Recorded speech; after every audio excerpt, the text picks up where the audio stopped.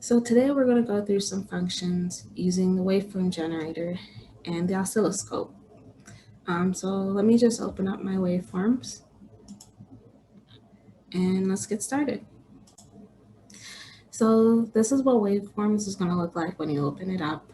Waveforms is the program that connects to your DAD, your digital and analog discovery. Right here in this corner, it tells you your serial number for your DAD. Usually if your DAD is not plugged in, it won't show up. So it'll tell you to do demo mode, which you can't really do much. What we're gonna do is we're going to use the scope, which is the oscilloscope, and the Wavegen together, because a lot of the time, sometimes you're gonna be using their functionalities together. So let's get into it. So here I have my breadboard that I'm going to use. And so what I'm going to do is plug in my wires into my board via the Wavegen channel. So I'll just plug in one wire. I have a yellow wire connected to the yellow cable connected to my DAD. And we're going to use Wavegen 1. So that is going to be the cable without the yellow strip. Just the plain yellow cable. So you see right here, I have my DAD plugged into the Wavegen into my breadboard. And then now I'm going in the same node that my Wavegen is plugged into. I'm going to plug in my channel 1, which is the plain orange cable. The positive channel 1 cable. You can't see it.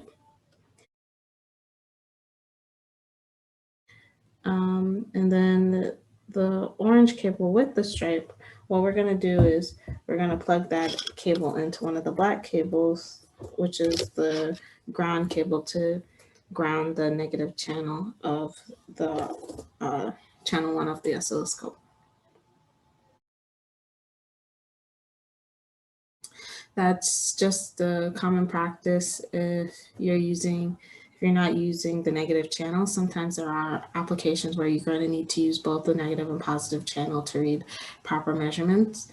But for now, it's just good practice to use the ground cable to ground your negative channel. So here we are back at Waveforms. And so we're going to open a scope.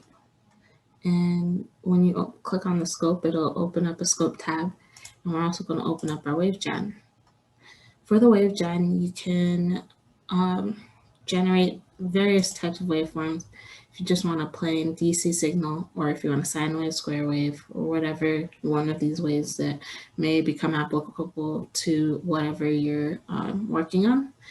So the sine wave is very good for just checking like an analog output, like if you're checking your speaker circuit or something like that. That's very helpful. So, and then you can manipulate the frequency. You can put in that, you can actually click here and change the value. So say we want 10,000 kilohertz, we can just type that in. This will be the amplitude, the voltage amplitude of the signal. So we can also click that and choose a manual value as well. Say we wanted like 2.5. We can change the offset, how much we're offsetting the center by. So let's say 500 millivolts. So that you see how it changes from 0 to 0.5 volts. But let's just change the offset back to 0 for now. And how symmetric do you want your sine wave to be, and the phase things. Most of the time, you're just going to be manipulating the amplitude and the frequency, and maybe sometimes the offset as well.